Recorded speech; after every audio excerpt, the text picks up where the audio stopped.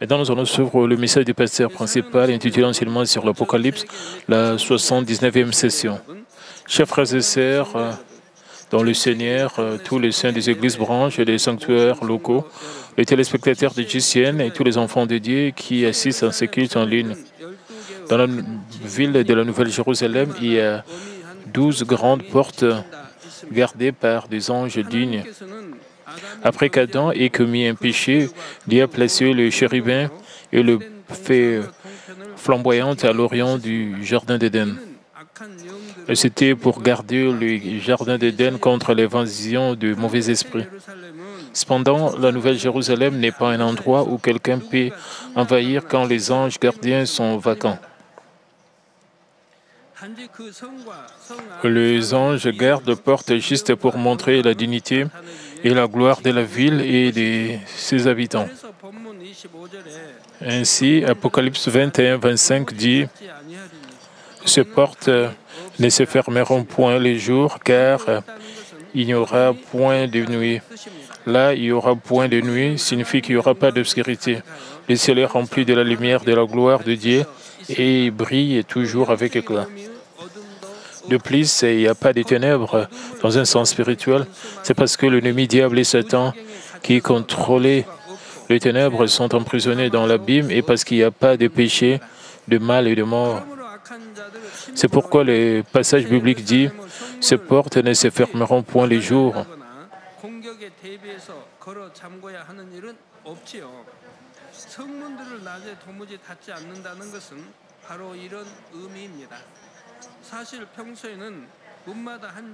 En fait, les portes qui sont faites d'une seule perle entière sont généralement maintenues fermées. Lorsque quelqu'un se place devant la porte pour la franchir, la porte s'ouvre automatiquement. S'il n'y a pas de nuit au ciel, le terme jour n'est en fait pas nécessaire. S'il n'y a pas de femmes, mais seulement des hommes dans ce monde, nous n'avons pas vraiment besoin du mot homme qui est l'opposé des femmes. Tout ce dont nous avons besoin, c'est d'utiliser un humain. De même, s'il n'y a pas de nuit, nous n'avons pas besoin d'un terme opposé à nuit et jour. Cependant, puisqu'il y a le jour et la nuit ensemble sur la terre, le mot jour est également utilisé au ciel pour votre meilleure compréhension. Sans le mot jour ici, nous pourrions ne pas les comprendre. Maintenant, Apocalypse 21-26 déclare « On y apportera la gloire et l'honneur des nations ».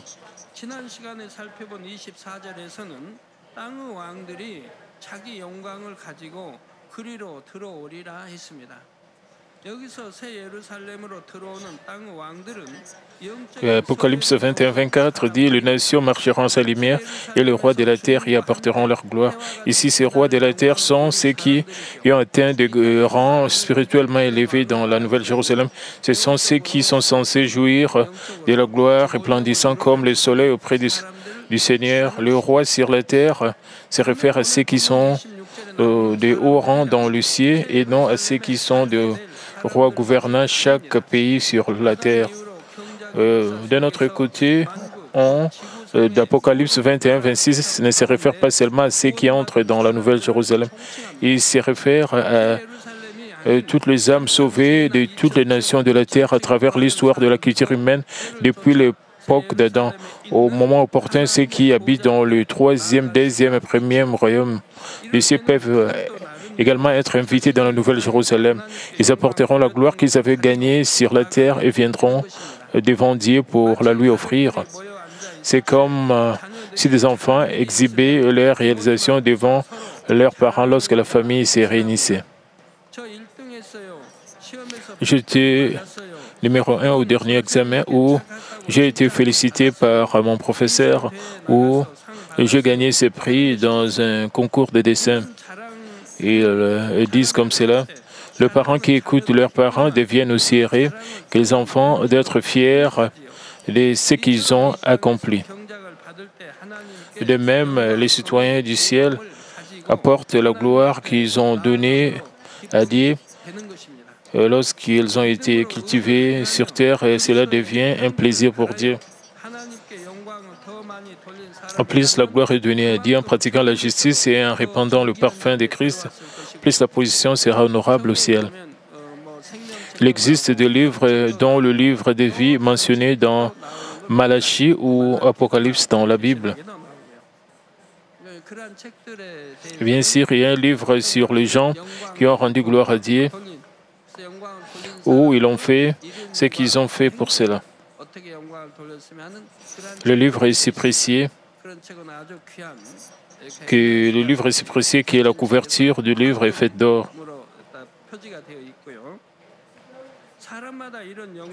Les gens portent une telle gloire avec honneur et viennent devant Dieu. Maintenant, Apocalypse 21, 27 dit « Il n'entrera chez elle rien d'essuyé, ni personne qui se livre à l'abomination et au mensonge. Il n'entrera que ceux qui sont écrits dans le livre de vie de l'agneau. » Je le relis. Et rien d'impur et personne qui pratique l'abomination.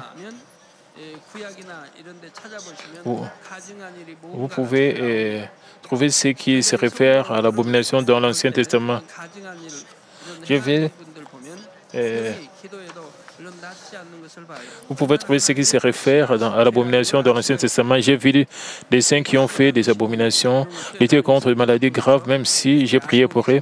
Vous apprenez à quel point Dieu le Père déteste faire des abominations. Exactement, vous devez savoir ce qui est mentionné comme abomination. Personne qui pratique l'abomination et le mensonge ne viendra jamais au ciel, mais seulement ceux dont les noms sont écrits dans le livre de vie de l'agneau. En d'autres termes, ceux qui sont impurs commettant des abominations et mentant ne sont jamais écrits dans le livre de vie. Leurs noms ne sont pas mentionnés. Et si vous pouvez comprendre bien cela, encore une fois, ceux qui commettent des abominations et mentent sont impossibles à y entrer, mais seulement ceux dont les noms sont écrits dans le livre de vie confirmé par l'agneau. S'il vous plaît, écoutez, les menteurs ne sont pas écrits dans le livre et ils ne peuvent pas être sauvés. Vous qui trompez les autres, hardiment, Dieu le Père et l'Église, écoutez-vous ce verset. Vous devez garder à l'esprit que tromper le Saint-Esprit est un péché irrévocable. Et qu'est-ce que quelque chose d'impur ici? Quelque chose d'impur est opposé à la chose qui est sainte et mise à part. Ces personnes impures recherchent le plaisir, le désir charnel et un intérêt immédiat pour eux au lieu de se sacrifier et de se consacrer à quelque chose de noble et digne. Ils jugent et condamnent facilement les autres et se plaignent et blâment les autres. Lorsque les choses ne sont pas conformes à leurs idées ou ne leur sont pas bénéfiques, ils jugent et condamnent instantanément. Ils ne comprennent pas la situation du point de vue des autres, mais au lieu de cela, ils sont centrés sur eux-mêmes, alors ils jugent et condamnent les autres. L'abomination est définie comme quelque chose de très détesté, c'est aussi une action vile ou détestable. Dans la Bible, ce terme est utilisé dans de nombreux cas. Par exemple, il y a des animaux et des oiseaux que Dieu appelle abominables. Et Dieu a dit aux Israélites de ne pas manger de tels oiseaux ou animaux abominables. Dieu le Père les a interdits parce qu'ils ont de mauvais attributs dans leur nature. Lorsque Dieu le Père a expliqué à ce sujet dans les années 80, il a dit que les animaux abominables ne sont rien d'autre que les aliments nocifs physiquement et spirituellement. Ils ont une nature maléfique. Aussi, l'air mal est implanté aux gens quand les gens le mangent comme nourriture.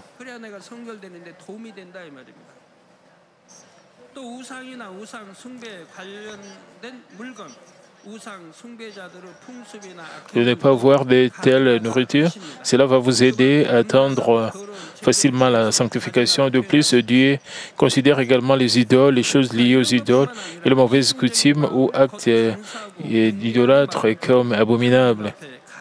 Il qualifie d'abominable également d'autres choses obscènes et sales. De plus, un cœur à deux faces, c'est-à-dire un cœur rusé, changeant, est aussi abominable. En effet, Dieu le Père déteste vraiment la duplicité et l'esprit risé et volage. Jacques, dans la Bible, dit qu'un homme irrésolu ne devrait pas penser qu'il recevra quoi que ce soit du Seigneur. Avec ce cœur, les gens ne suivent ni ne pratiquent la bonté, même s'ils apprennent et savent ce qu'est la bonté.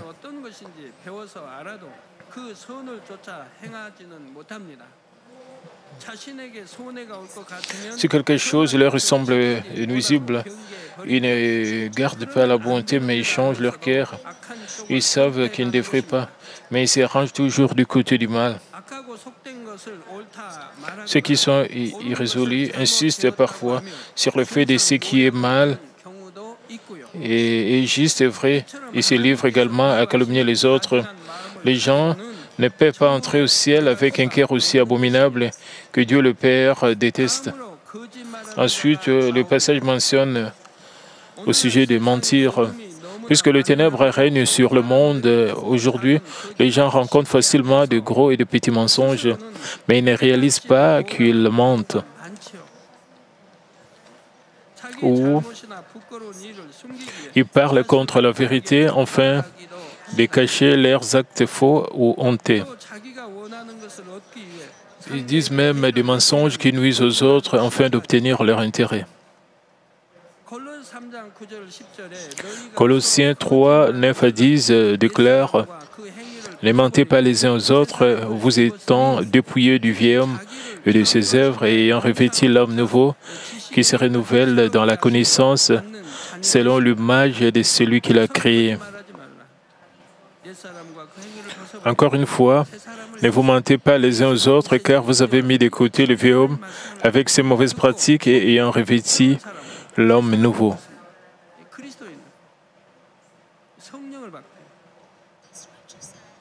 Nous revêtons un homme nouveau après avoir accepté le Seigneur.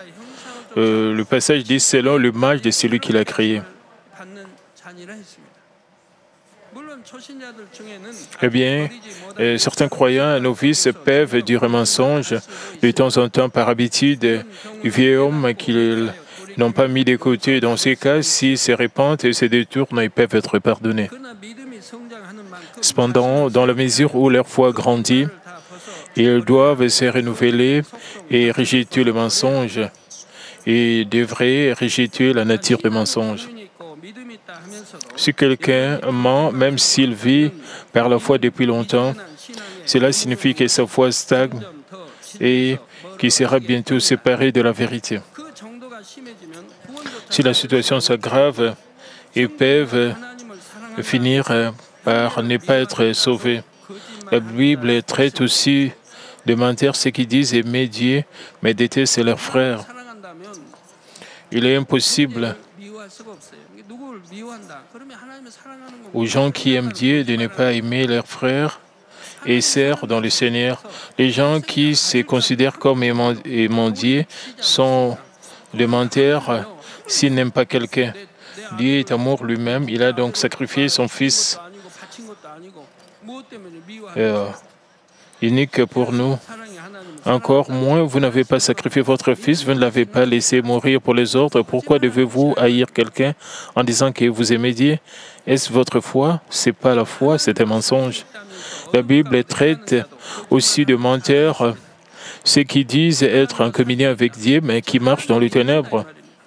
Mais ils se considèrent toujours comme des croyants. Vous savez bien que Dieu le Père vous aime tellement pour envoyer le Saint-Esprit et écrire votre nom au nom de son Fils dans le livre de vie. Vous dites que vous croyez que Jésus est notre Sauveur et l'amour de Dieu et que vous aimez Dieu, alors que devriez-vous faire? Vous savez que vous devez vivre dans la lumière et suivre la foi de Dieu. Si vous êtes un croyant qui a vécu par la foi pendant 6 mois, vous le savez très bien.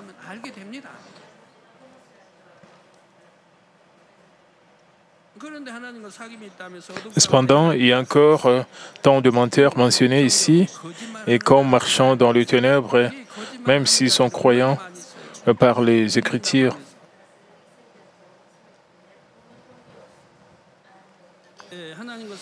Encore une fois, ce ne sont que des menteurs qui se considèrent comme ayant une communion avec Dieu, mais qui marchent dans les ténèbres.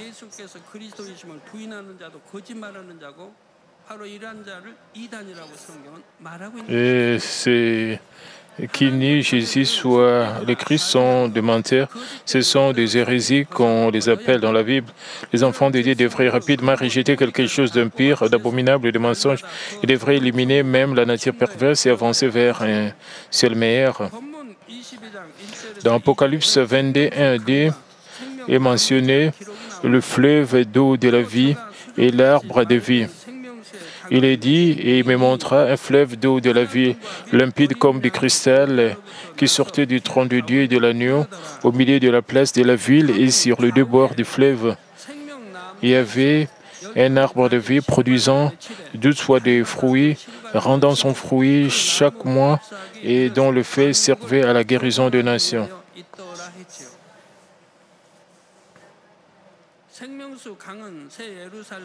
Le fleuve d'eau de la vie provient du trône de Dieu et de l'agneau, et il coule doucement et calmement.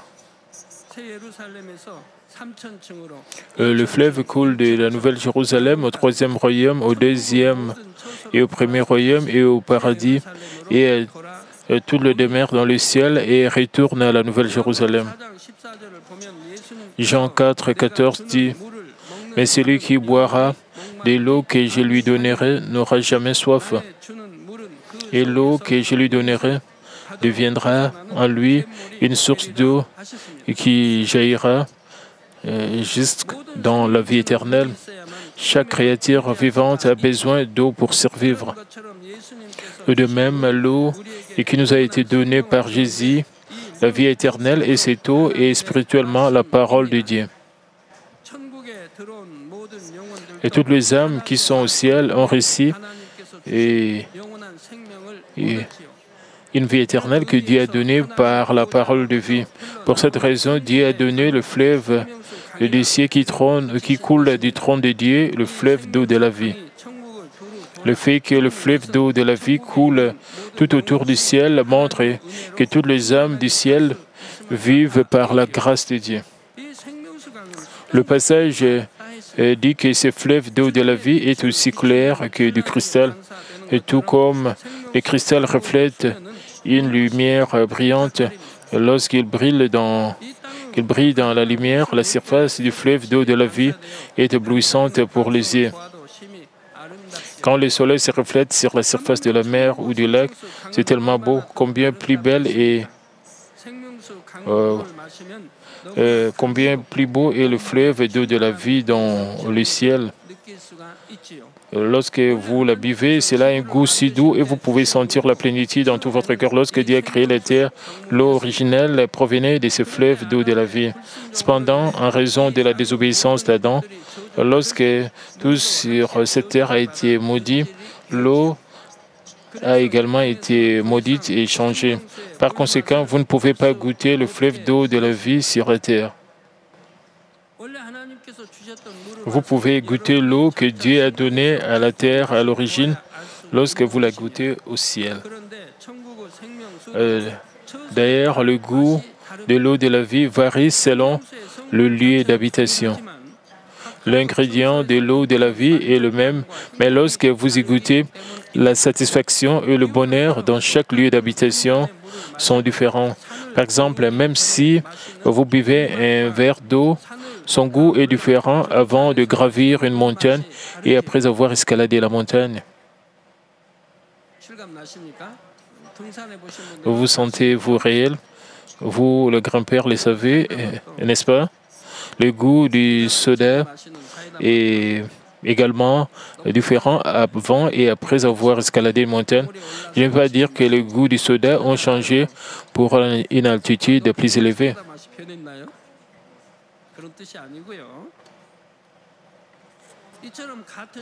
De même s'il s'agit du même fleuve d'eau de la vie, le goût que vous ressentez est différent à chaque ciel différent.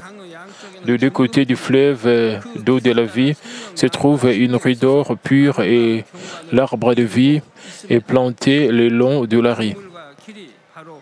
Il y a du sable doré et argenté entre le fleuve et la rue. Et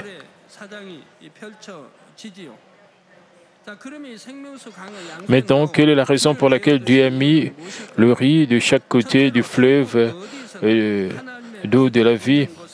Premièrement, c'est pour faciliter l'accès à l'endroit où se trouve le trône de Dieu depuis n'importe où dans le ciel. Je vous ai dit que l'eau de la vie provient du trône de Dieu. Par conséquent, de n'importe où dans le vaste ciel, vous finissez par atteindre l'endroit où se trouve le trône de Dieu est placé lorsque vous vous déplacez le long du fleuve. Deuxièmement, c'est pour montrer que vous êtes venu au ciel parce que vous avez vécu selon la parole de Dieu, l'eau de la vie sur la terre. Si vous vivez complètement selon la parole, vous pourrez éventuellement atteindre la Nouvelle Jérusalem, le plus bel endroit du ciel. Vous n'avez qu'à vivre selon la parole de Dieu, en mangeant avidement, en digérant, puis les paroles deviennent votre nouveau sang, votre chair et vos os, c'est-à-dire en mangeant avidement et en dirigeant. Vous n'avez qu'à vivre selon les paroles de Dieu. Elles ont un booster pour votre arrivée à la Nouvelle Jérusalem, c'est-à-dire les paroles de Dieu. Jésus a dit dans Jean 14, 6, « Je suis le chemin, la vérité et la vie. Nul ne vient au Père que par moi. » Comme ce verset le dit, lorsque vous croyez en Jésus-Christ, vous devenez l'enfant de Dieu et vous acquérez la citoyenneté du céleste. Mais ce n'est pas tout. Vous devrez vivre selon la parole de Dieu jusqu'à ce que votre vie se termine sur cette terre. Vivre selon la parole, c'est marcher sur le chemin du ciel. Si vous suivez le panneau, vous pouvez vous rendre à votre destination exacte. De même, vous pouvez trouver des signes clairs qui mènent directement à la Nouvelle Jérusalem dans la Bible.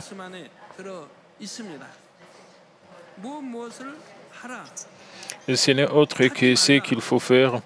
Et ce qu'il ne faut pas faire dans la Bible, ce sont les signes qui indiquent la voie vers la Nouvelle Jérusalem à court terme.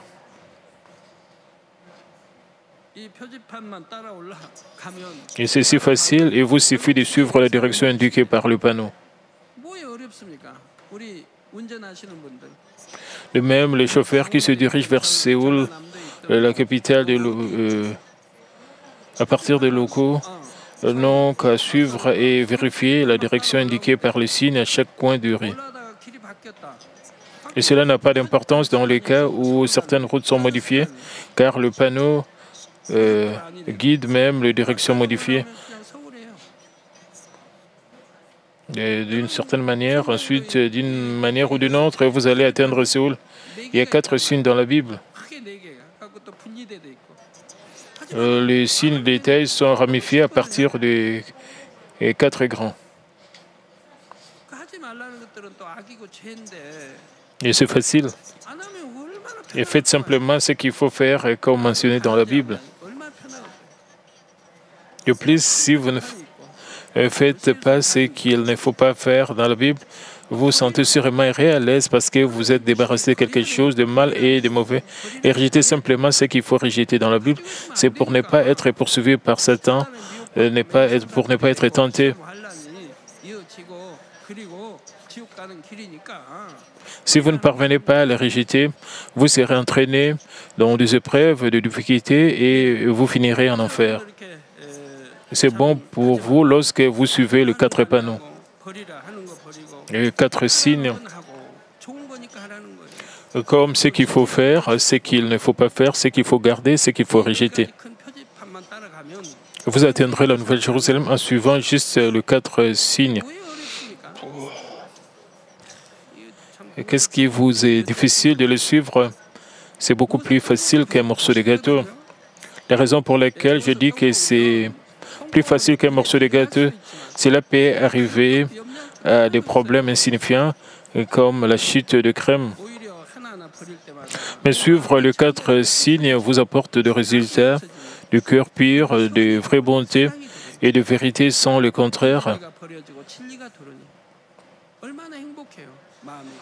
Combien votre cœur sera léger.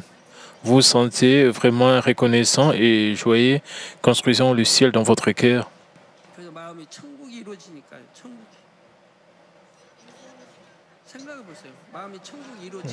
Construisant le ciel dans le cœur.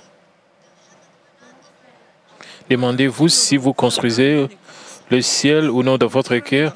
Vous ne détestez jamais quelqu'un, même si certaines blessent votre cœur. Vous ressentez plutôt de la pitié pour eux. Et quel beau ciel dans votre cœur. Il n'y a personne que vous détestez, aucun sentiment de jalousie, aucun jugement. Parce que vous êtes mauvais, vous vous sentez jaloux, vous jugez et vous détestez les autres.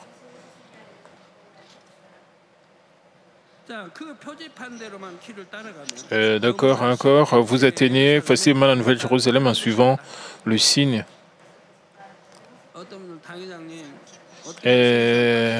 Certains continuent de se demander, pasteur principal, comment puis-je atteindre la Nouvelle-Jérusalem?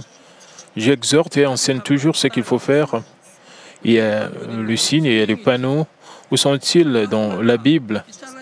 Faites juste ce qu'il faut faire. Et ne volez pas les affaires des autres. Il y a des choses à ne pas faire. Ne pas mentir, ne pas haïr, ne pas être jaloux, ne pas juger, ne pas être adultère, ne pas tuer. Et juste ce que vous ne devez pas faire. Et si vous faites ce qu'il ne faut pas faire, Satan va sauter avec des joies et Dieu le Père déteste ce que vous faites.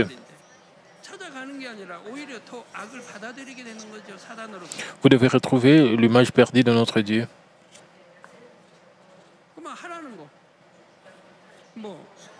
Et combien c'est bon pour vous quand vous ne faites pas ce qu'il ne faut pas faire. Ce ne sont que de mauvaises choses.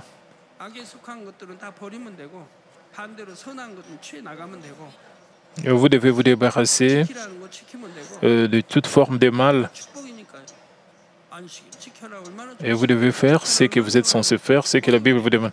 La bénédiction donnée par Dieu, le Père, repose sur vous en faisant ce qu'il faut faire, en observant ce qu'il faut observer, comme observer le sabbat, observer les 10 commandements.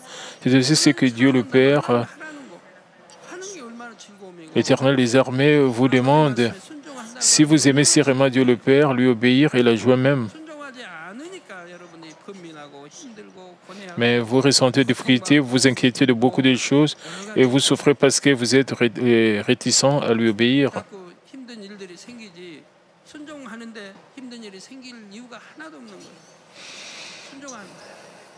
Et si vous voulez vraiment lui obéir, votre situation sera différente.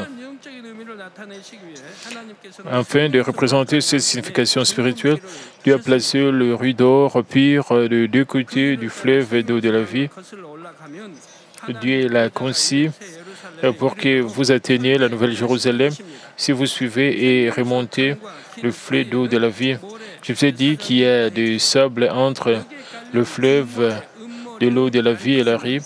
Le sable est doré et argenté, si doux, et même lorsque vous courez sauter sur ce sable, il n'y a pas de poussière et vos vêtements ne se salissent pas.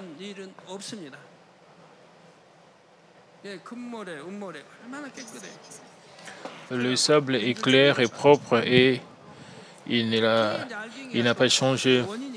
Une particule de sable est de forme ronde, de sorte qu'elle ne colle pas comme de la poussière sur vos vêtements. Elles sont si petites, rondes et minuscules, mais leur taille sont variées.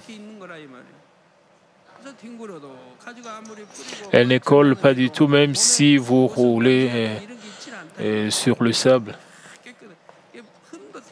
Toutes les particules sont si propres, sans aucune tache, n'étant pas modifiées ou décomposées.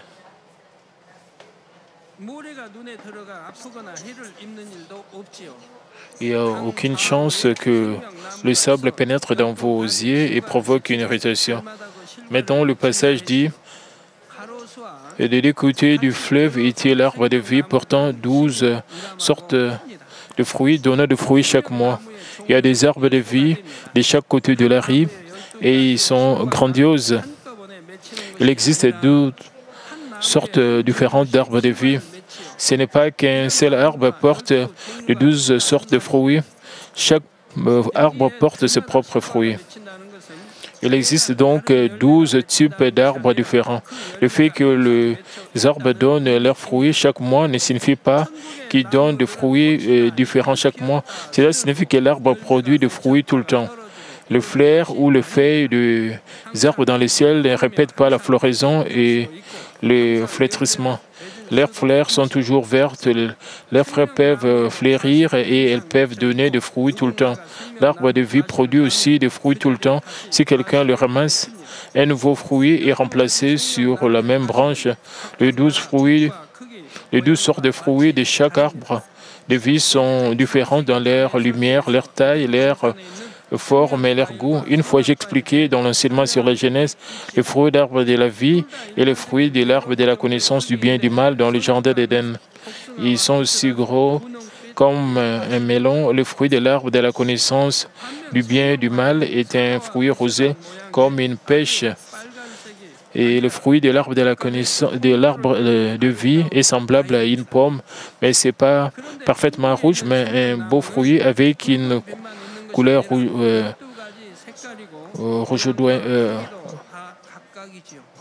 rougeoyante. Cependant, l'arbre de vie dans le ciel ne produit pas que des fruits rougeâtres. Ils ont 12 couleurs différentes et varient également en forme et en taille, même s'ils sont rougeâtres. La couleur est également différente du jardin d'Éden au ciel. Et tout comme le goût du fleuve de la vie est différent dans chaque demeure céleste, il s'applique aussi aux fruits célestes. Maintenant, que symbolise cet arbre de vie?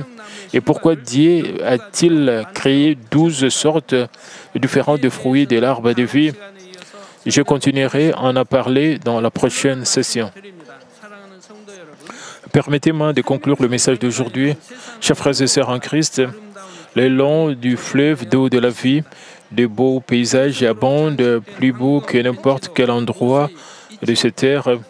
Il y a d'innombrables bancs dorés décorés de bijoux.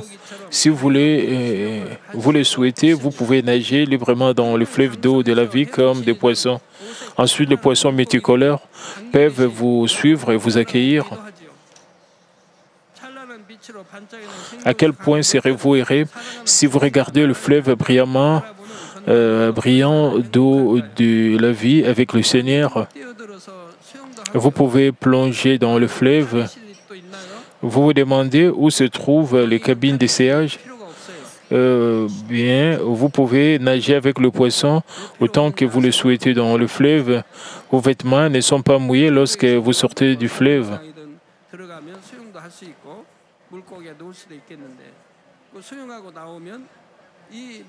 Vos vêtements ne sont pas mouillés. Les gouttelettes d'eau tombent tout simplement. L'eau du ciel n'a pas de vêtements mouillés. Ceci est similaire à la chute d'eau de fée à l'aube.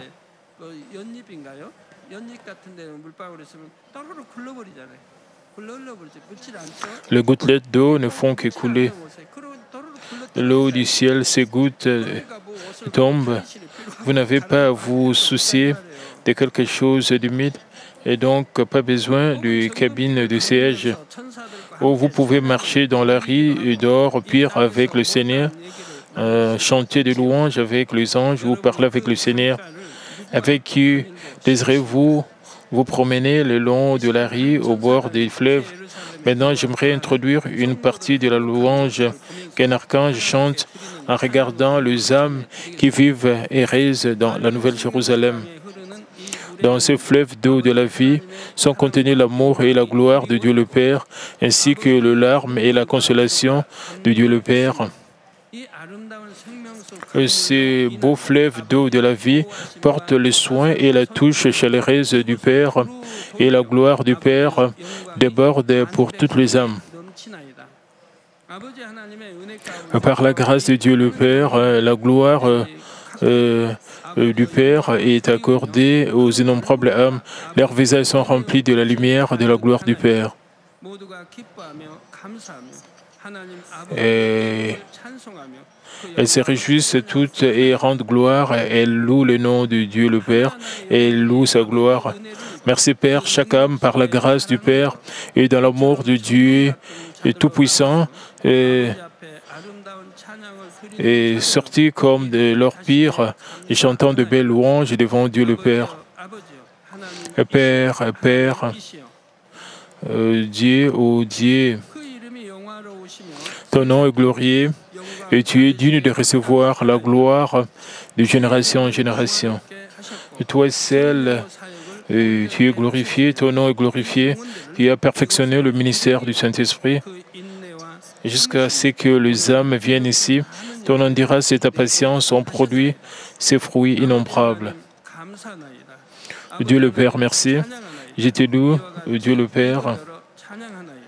J'ouvre ma bouche et je te loue. Je rends grâce pour le sourire sur les œuvres de nombreuses âmes, pour la paix sur le visage de nombreuses âmes et pour la gloire qui est accordée à de nombreuses âmes. Car le nom de Dieu, le nom du Seigneur, le nom du Saint-Esprit se trouve serré. Je loue Dieu la Trinité, je loue le Père, la Trinité de Dieu qui est parfaite et complète en tout, qui a produit de si beaux fruits. Et je te loue au ciel, non seulement les anges, mais aussi vous chanterez de louanges et donnerez gloire à Dieu la Trinité. Et les louanges que vous chanterez au ciel sont complètement différentes des louanges de cette terre, pas de rythme ou de musique rock. Les chants au ciel sont si doux et propres à entendre. C'est émouvant, comme si vous écoutiez la voix de Dieu. Même sur la terre, les compositeurs qui construisent davantage le ciel dans leur cœur, ils font de la musique dont le style est proche de celui du ciel. Dieu est plus satisfait avec la musique composée par des musiciens qui ressemblent à Dieu. Il en va de même pour le chanteur de louanges. Dieu est satisfait par les louanges chantées par des chanteurs qui atteignent la sanctification, gardant la prière, qui continuent toujours à prier.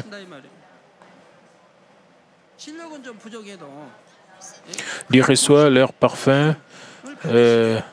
Dieu reçoit le parfum de leur cœur profond qu'ils ont raffiné et veut entendre davantage le chant de ses enfants qui n'ont aucun mal. Dieu le Père a donné la vie de son Fils pour vous gagner en tant que son véritable enfant en enrichissant votre nom dans le livre de vie.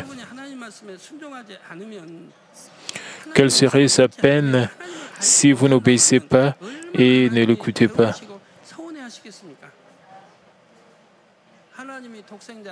Dieu le Père a abandonné son Fils unique qui a versé son sang précieux et moqué, méprisé et ridiculisé par ses serviteurs. Néanmoins, ces enfants ne connaissent pas leur Seigneur et ils ne sont pas conscients de leur Dieu. Et pire, ils se sentent libres de faire ce qu'il ne faut pas faire. Ils commettent ce qu'il ne faut pas commettre. Ils envient, détestent et commettent l'adultère, font toute œuvre de la chair. Combien Dieu le Père devrait-il soupirer? Vous montrez votre parfum, vous montrez le parfum de votre cœur que vous avez raffiné, et plutôt que de montrer vos talents et vos compétences. La louange sans un tel arôme n'a rien à voir avec Dieu. Juste comme la prière qui bat l'air en vain, peu importe la beauté de leur voix, cela ne sert à rien.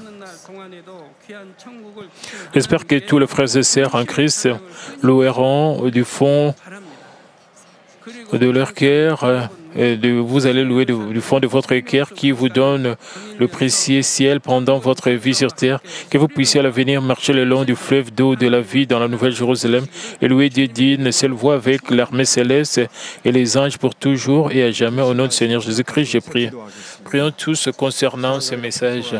Père éternel, merci encore pour ce message combien important. Permets que nous puissions comprendre que nous devons vraiment aller à la Nouvelle Jérusalem pour voir toutes ces choses, des choses merveilleuses, et que nous puissions voir tous ces arbres. Et Père, merci Père. Permets que nous puissions vraiment retrouver l'image perdue, l'image perdue, Père. Permet que nous puissions être transformés, que nous puissions nous débarrasser de tout ce qui est mal et péché, et que nous puissions nous débarrasser de tout ce qui est attribué péché, que nous puissions vraiment atteindre la sanctification et la parfaite sanctification. Nous voulons marcher dans la lumière, dans la vérité. Nous voulons te plaire, Père. Même nous voulons t'offrir des louanges avec des cœurs sanctifiés. Père, merci pour toutes choses, que le Saint-Esprit nous aide. Au nom de notre Seigneur Jésus-Christ, j'en sais prier. Amen. Maintenant, nous allons recevoir la prière du pasteur principal pour le malade. Posez vos mains sur vos parties malades. Si vous n'êtes pas malade, posez votre main sur votre cœur pour le désir de votre cœur. Alléluia, Dieu Tout-Puissant, Dieu d'amour.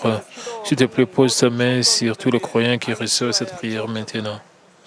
Montre tes œuvres transcendant le temps et l'espace sur tous ceux qui reçoivent cette prière, sur GCN, Internet via satellite, dans les églises branches, les sanctuaires, les églises branches, les sanctuaires locaux et surtout les enfants de Dieu, partout à travers le monde. Donne-leur la foi de croire du fond de leur cœur.